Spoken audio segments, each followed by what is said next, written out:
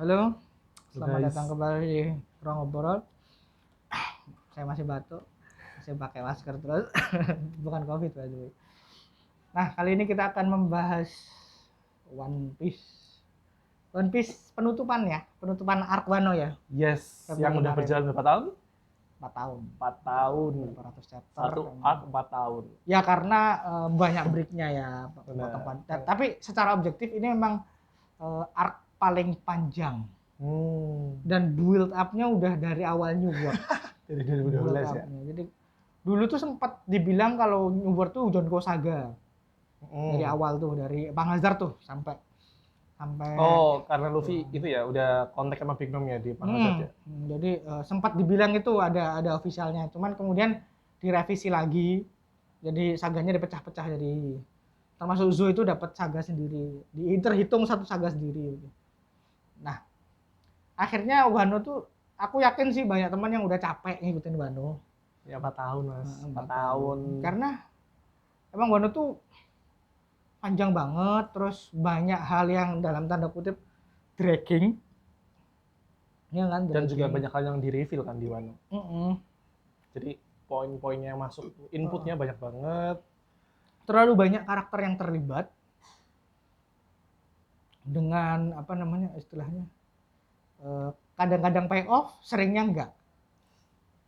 Banyak ada yang bilang kalau Wano ini Marineford 2.0 dalam konteks skala. Oke. Dalam konteks skala dan cara bertarung. Yang cuman banyak yang off screen tiba-tiba. Ya seperti Izo sama si siapa si Zero ya. Itu kan juga off screen. Yang dapat highlight cuman apa? SHP aja, dan beberapa orang termasuk aliansi itu. Jadi ya terus keterlibatan banyak samurai, jadi membuat itu key playernya itu sangat banyak. Tapi kadang-kadang nggak pay off. Ya seperti yang kata Uda ya, kalau dia mau gambar tuh kayak semuanya tuh compact. Kalau mungkin Wano pengen Oda pengen deliver sesuai dengan yang Oda mau, ya mungkin akan lebih panjang lagi. 2 kali lipat pengen kali. Enggak. Kalau 2 kali lipat kepanjangannya. Mungkin nambah sedikit lagi lah, 2 volume lah menurutku. Masalahnya adalah udah arc-nya dragging gitu, finalenya. Kenapa nih? Finalenya kenapa nih? Penutupnya tuh aku di chapter 1057 ya? 1057. Ada apa nih di chapter 1057 nih? Nggak puas. Gimana ya? Banyak hal yang tiba-tiba berubah, tiba-tiba kok gini yang harusnya mungkin bisa di drag 1 sampai 2 chapter agar ngisi void-nya. Banyak hal yang tidak terjawab juga, kayak Marco ada di mana, bagaimana konklusinya Zoro, teasing Sodai Kitetsu tapi Zoro akhirnya tidak ganti pedang selain cuma nambah Enma doang. Kita cuma tahu asal mula Wado Chimonji doang. Zoro yang mau bilang pengen ke makamnya Ryoma tapi kemudian tidak diperlihatkan. Di akhir-akhir ini memang apa ya istilahnya, attention of detailnya udah miss, hilang. Mungkin terkesan terburu-buru kali ya? Atau enggak? Iya, terburu-buru, rush. Jadi Oda terlalu fokus untuk pengen menyelesaikan cerita sampai lupa kalau yang perlu diperhatikan tuh bukan salah satunya kan pembaca. Mungkin gini, detail-detail yang Oda sudah build di awal itu tuh nggak diselesaikan di akhir tuh loh. Iya, jadi banyak teasing yang berakhir tidak terjawab atau tiba-tiba ganti, berubah. Kayak Zoro tadi. Terus Zoro malah tidak terjawab. Ya, kalian tahu lah kalau saya itu suka banget Yamato. Ya, makanya ini kan figurnya nggak ada ya. Tapi karena emang kontrakan saya lagi renov ya. Jadi tidak memungkinkan untuk konten di masalah pribadi ya, masalah pribadi. Kenapa nih Yamato? Di 1057 kenapa nih Yamato? Yamato kan diceritakan tidak jadi bergabung. Atau belum. Ya mungkin belum. Dengan berbagai interpretasi bisa lah. Tapi hal itu membuat narasi yang dibangun buat Yamato patah. Oke. kita kan Yamato itu kan udah bergabung berkali-kali ya. Dari awal ya. Dari awal. Yamato muncul. Desainnya menarik, karakternya lovable, terus apa namanya perannya juga gede. Dia menghubungkan Ace dan Luffy, terus dia juga punya jurnal Oden, dia ingin menjadi Oden. Terlebih lagi dia ingin bebas dari ayahnya, berkali-kali dia bilang aku ingin melaut.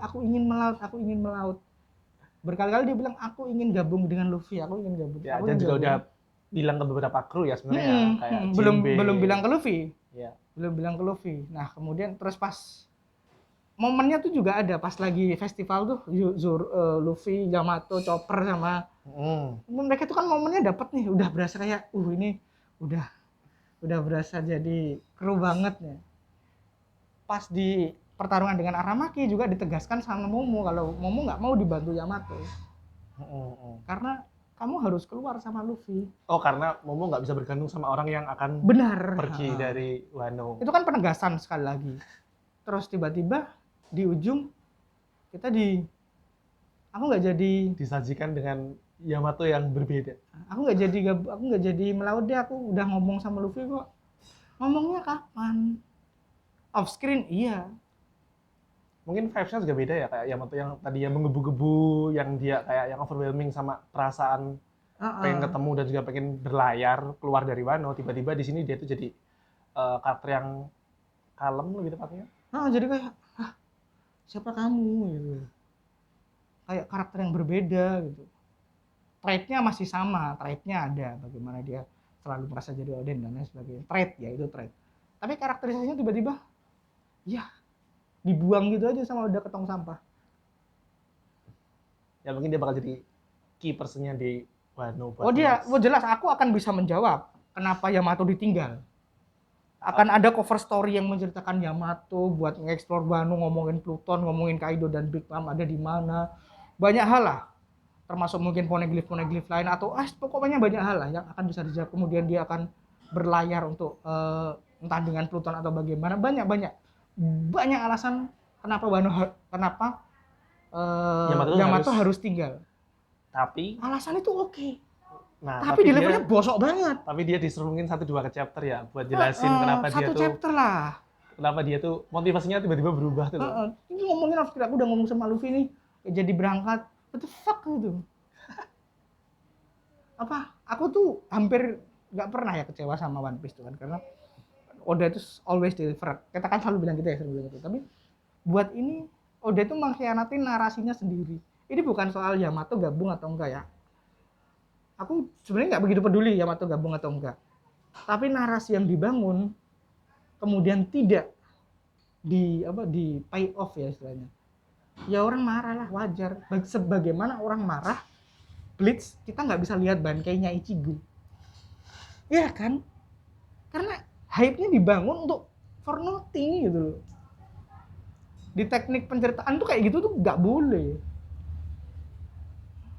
Ya, sekalipun nggak bisa, itu tuh ada penjelasannya. Ada. Gitu loh. Penjelasan tuh akan ada nanti. Tapi kan ini adalah tipe penjelasan yang kita harus mikir sendiri. Kita harus gali sendiri ya. Ini kita kan baca cerita ya utuh pengennya. Kalau ceritanya, kalau kita membaca layernya pemikiran udah mungkin bisa. Tapi narasi yang dibangun itu yang harus minimal disetia. Kalau mau dibelokin juga kamu harus ada bridgingnya.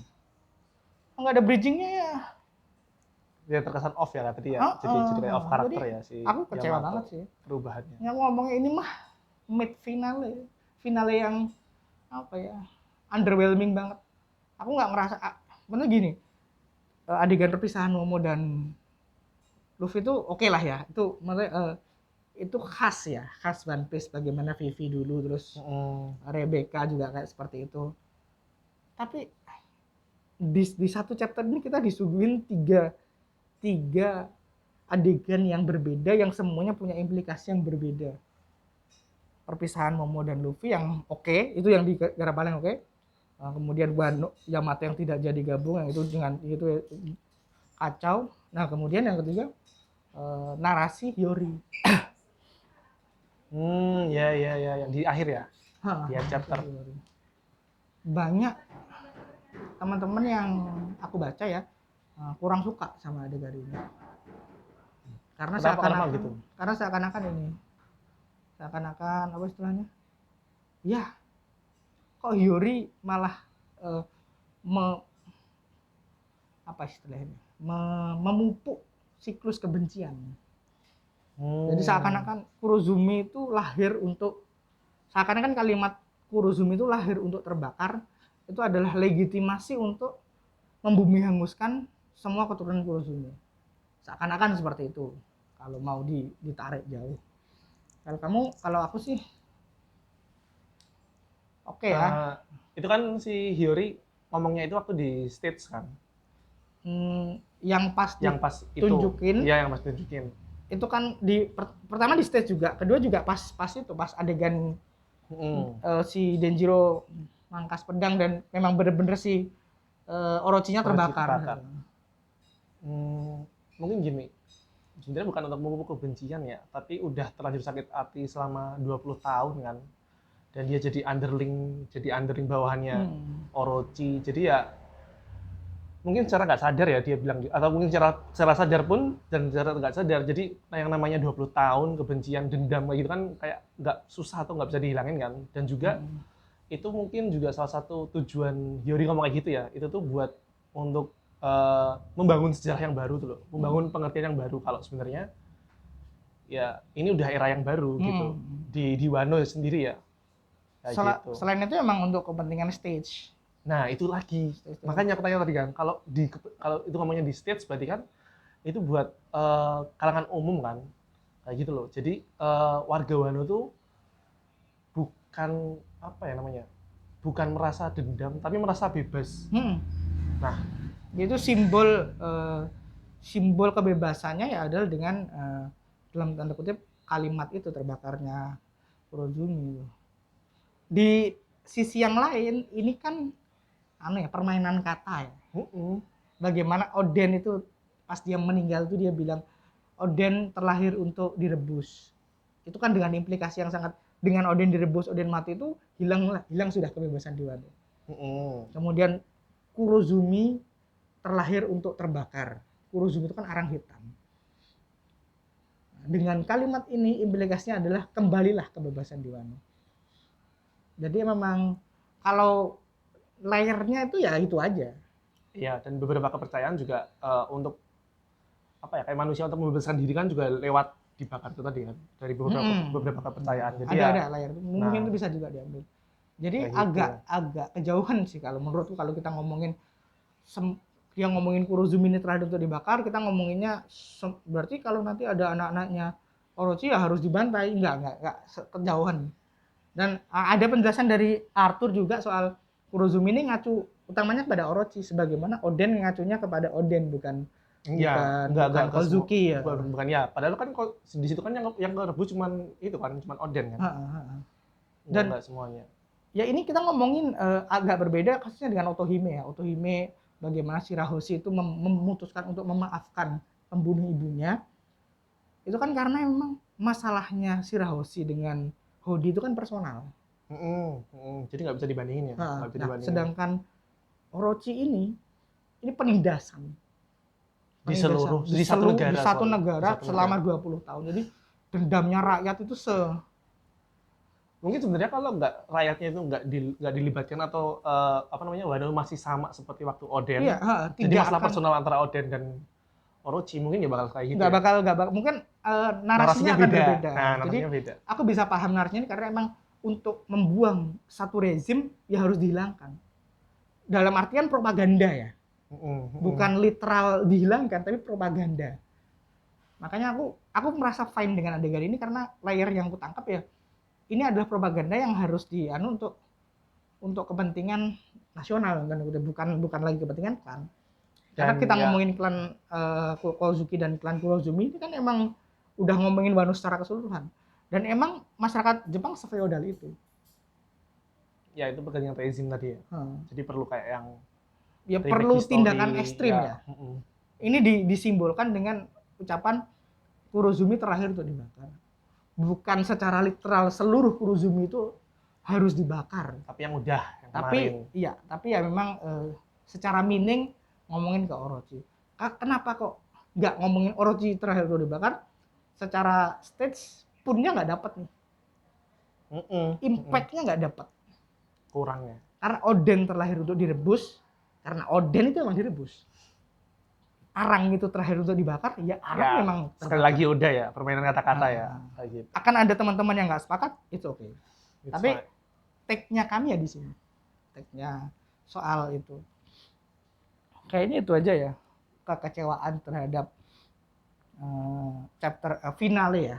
Ya mungkin karena banyak banget spotlight di. Jadi tadi kan kamu sempat ngomong kan di chapter ini tuh beberapa spotlight yang bisa di dipecah. yang sebelumnya juga iya kayak gitu. Jadi banyak banget apa ya yang mau ditampilin Oda sebenarnya mungkin di bulan ini atau di saat ini ya di ending Wano, tapi ternyata ya itu membuat beberapa part jadi miss. Ini kalau Karot habis ini gabung, ini udah beneran nge-troll nih. Aku udah beneran respectku awalnya 100 gara-gara ini jadi 80. Kalau Karot gabung tanpa alasan udahlah jadi 50. Karena itu bener-bener micu perang. Karena kan ada perang dari fans Karot atau Yamato yang gabung.